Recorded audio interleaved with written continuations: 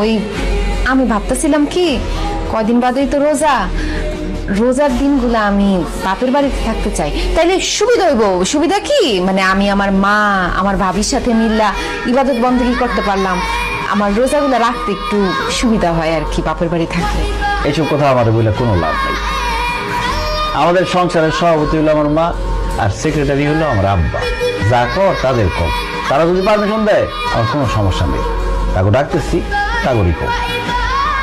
মা, মা, তোমাকে বৌমা তোমাকে কি জানি এটা কইব। আম্মা, কিছুদিন পর তো রোজার মাস শুরু হইব, আমি ভাবতেছিলাম রোজার মাসটা আমি আমার বাপের বাড়িতেই থাকবো, তাইলে রোজা নামাজ কালাম এগুলো করতে একটু সুবিধা হইতো আর। অবশ্যই যাবা, তোমার যদি সুবিধা হয় 30টা রোজা রাখার জন্য মায়ের বাড়িতে, তাহলে তো যাবাই। তবে একটা কথা, ঈদ কিন্তু আমাদের সাথেই করতে হইব। অবশ্যই আম্মা, কি যে বলেন, আপনাদের স্যার আমি ঈদ করতে পারি? ঈদ আমি এ বাড়িতেই করব। তুই এক কাজ কর, বৌমারি নিয়ে কালকে শ্বশুর বাড়িতে যা। তুই তো আমার শ্বশুর বাড়িতে যাস নাই, আর ওই তোর শ্বশুরের লাইব্রেরির ব্যবসা, তোর সমন্দির সুরমা আতরের ব্যবসা, এগুলো দেখে আইলি। হ্যাঁ কেমন?